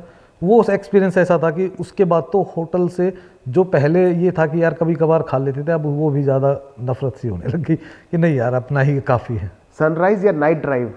सनराइज। ओवर थिंकिंग या बेफिक्रा लाइफ? बेफिक्र लाइफ। कैश खत्म होने पर डर लगता है या फ्यूल खत्म होने पे? बेसिकली फ्यूल ख़त्म होने पे ज़्यादा डर लगता है। कैश नहीं भी होगा चलेगा, मैंने बिना कैश के ट्रैवल किया है। हाँ। बट फ्यूल के बिना नहीं किया अभी तक। पहाड़ी लोकल ढाबा या फैंसी होटल? पहाड़ी लोकल। पसंदीदा खाना? सिड्डू। ये पहाड़ों में, और जब अगर घर आ गए तो हरी सब्जी और माँ के हाथ की रोटी या कोई भी दे दो, बस बाजरे की रोटी होनी चाहिए। आपका पहला प्यार क्या है? Overlanding, travelling. सबसे डरावना जानवर जो आपके सामने आ गया हो? इंसान। तभी तो जंगलों में जाने लग गए। हमने सोचा था यही अच्छे होंगे, पर सबसे ज़्यादा अब है ना जंगल से ही प्यार हो गया। सबसे अच्छा पास कौन सा लगा आपको? सबसे अच्छा पास कहो तो देखो, अगर खूबसूरती के मामले में कहो तो आप कह सकते हो उमलिंगला पास, क्योंकि उस पे जाने के लिए है ना एक बंदे का वो होता है स्ट्रगल, तो उमलिंगला कह सकते हो। मनाली के पेड़ या लद्दाख का रेगिस्तान? साल में 2 बार लद्दाख का रेगिस्तान, बाकी सब मनाली के पेड़। ओवरलैंडिंग ने आपको कितना बदला? ओवरलैंडिंग ने मुझे मेरी पहचान दी। उससे पहले मैं एक आम इंसान की तरह बस ज़िंदगी जी रहा था या काट रहा था, मुझे ही नहीं पता, तो मैं दूसरे को कैसे कह सकता हूँ। पर ओवरलैंडिंग के बाद मैंने जीना सीखा। किससे डर लगता है, जीपीएस फेल या इंजन फेल? इंजन फेल से। जीपीएस फेल तो अक्सर ही होता है, और पहाड़ों पे अक्सर ही, क्योंकि आप जब लद्दाख जाते हो ना तो आपको नहीं पता कि जीपीएस कितनी बार फेल होता है। एक बार इंजन फेल हो गया ना तो फिर परेशानी आएगी। हाँ। तो जीपीएस फेल होने से तो ऑलरेडी हम प्रिपेयर होते हैं, हमें पता होता है कि किस रूट पे कहाँ से मुड़ना है, तो हमें इतनी कोई परेशानी नहीं होती। लेकिन अगर इंजन फेल हो गया तो लाइफ वहीं स्टॉप हो जाएगी, क्योंकि हम हैं ओवरलैंडर। गाड़ी में फ्यूल टैंक फुल होना चाहिए, पानी पूरा होना चाहिए? मेरे ख्याल से देखो, दोनों ही चीज़ें अपनी अपनी जगह ज़रूरी है। लंबा चलना है तो टंकी फुल होनी चाहिए, और फंसने का डर है तो पानी फुल होना चाहिए। 12 घंटे की ड्राइव और या 2 घंटे की नींद? 12 घंटे की ड्राइव। पहाड़ी मैगी या पहाड़ी सिड्डू? पहाड़ी सिड्डू। पहाड़ी मैगी तो मैं खाता ही नहीं। दोस्तों ने ज़बरदस्ती अब खिलानी शुरू की है तो बीच बीच में खा लेते हैं 1-2, नहीं तो मैगी से तो नफरत थी मेरे को। सुनील भाई, आपकी बातें सुन के ना, और ये ओवरलैंडिंग की बातें सुन के, मतलब बहुत अलग एक्सपीरियंस मिला। मतलब ये हमारे दर्शकों को तो मिलेगा ही मिलेगा, मुझे खुद बहुत मज़ा आया। मन कर रहा है यार कल ही अपनी गाड़ी को ओवरलैंडिंग में कन्वर्ट कर दूँ। देखो बहुत अच्छी बात है, लोगों को ट्रैवलिंग करना चाहिए, पर बस मैं इतनी ही वो देता हूँ कि भाई देखो किसी और को देख के नहीं, जब आपका दिल कहता है, दिल मानता है ना कि मुझे ये काम करना चाहिए, तभी करना, क्यों नहीं तो बहुत शॉर्ट पीरियड के बाद मन चंचल होता है, बदल जाता है और आपका लगाया हुआ पैसा और लिया हुआ डिसीजन गलत हो सकता है। भाई बड़ी मुश्किल से आपको मैजिक पोटली बुलाया है तो मैजिक पोटली के दर्शकों को कोई टिप दोगे ट्रैवल की? ट्रैवल के लिए? हाँ, ट्रैवल के लिए देखो मैं सोचता हूँ ट्रैवलिंग के लिए ना आपको पैसे की ज़रूरत है, ना गाड़ी की ज़रूरत है और ना ही बहुत ज़्यादा संसाधनों की ज़रूरत है। जो जिस चीज़ की ज़रूरत है ना वो है आपके अंदर का जो कीड़ा है ना, वो जब इजाज़त देता है ना तब करो, क्योंकि पैसे से ट्रैवलिंग नहीं होती। चुल वाला कीड़ा, चुल वाला, एक बार आपने चुल डाल दी ना, हाँ, अगर आप में कुछ करने की ताकत है और उसमें दिल लगता है तो उसको बार बार करोगे, हर बार करोगे। लेकिन अगर दूसरे को देख के विदाउट पैशन अगर आपने वो चीज़ कर दी ना, तो बहुत शॉर्ट टाइम पे ही आप उस चीज़ को छोड़ दोगे और लोगों की नज़रों में कहीं ना कहीं अपने आप को डाउन ही पाओगे। ऐसी कोई टिप जिससे हर कोई अपने आप को बेफिक्रा फील करे? बेफिक्रा? देखो भाई, जब आप बेफिक्रा बनना चाहते हो ना, तो बेफिक्रे का मतलब बेसिकली ये है कि भाई देखो आप उन चीज़ों की फिक्र करनी छोड़ दो जो आपके हाथ में नहीं। मैं भी फिक्र करता हूँ, लेकिन उन चीज़ों की जिनको मैं बदल सकता हूँ। जिनको मैं नहीं बदल सकता उनकी फिक्र करके आप कर क्या लोगे? बेफिक्र होकर ट्रैवल करने का मतलब है कि जो आप नहीं बदल सकते उसको छोड़ दो, जो बदल सकते हो उस पर काम करो बस। हाँ, ये बेफिक्री से एक आंसर दोगे? जा, दोबारा कब आ रहे हो हमारे पॉडकास्ट पे? जब आप बुलाओ। थैंक यू सो मच भाई, बहुत मज़ा आया। तो मुझे भी भाई काफ़ी मज़ा आया, क्योंकि जब दो ट्रैवल के रिगार्डिंग अगर कोई बात करता है ना, हाँ, तो हमें ऐसा लगता है कि जैसे हम यार अपने मज़े में है, हाँ, एक पार्टी इंजॉय कर रहे हैं। क्योंकि जब ट्रैवलिंग में बेसिकली सोलो लोग जो ट्रैवल करते हैं ना, वो इसलिए करते हैं कि वो दूसरे की बातें सुन सके, दूसरे का एक्सपीरियंस ले सके। तो मैं तो बहुत मज़ा किया मैंने, और जब भी आप बुलाओगे आएंगे यार। आपकी बातें ना एकदम दिल से निकलती है और मुझे लग रहा है कि सीधा दिल में ही घुसती है। पता नहीं, वो तो देखने वाले बता सकते हैं। कमेंट करके बताएंगे तो उनका भी जवाब जरूर देंगे। मुझे लगता है कि शायद इस वीडियो पे सबसे ज़्यादा कमेंट आने वाले हैं। अगर आपको भी सुनील भाई की बातें अच्छी लगी हो, या और नॉलेज चाहिए, और लैंडिंग के बारे में नॉलेज चाहिए, या लद्दाख ट्रिप के बारे में चाहिए, या मनाली के आसपास कहीं भी आप फंसे हुए हो, सुनील भाई से बात कर सकते हैं। इनके नंबर हमेशा डिस्क्रिप्शन में अवेलेबल रहेंगे और आप इनके चैनल पे जाके इनको फॉलो कर सकते हैं। भाई thank you so much magic पोटली में आने के लिए। थैंक यू सो मच भाई, आपके बुलाने के लिए। Thank you. Thank you.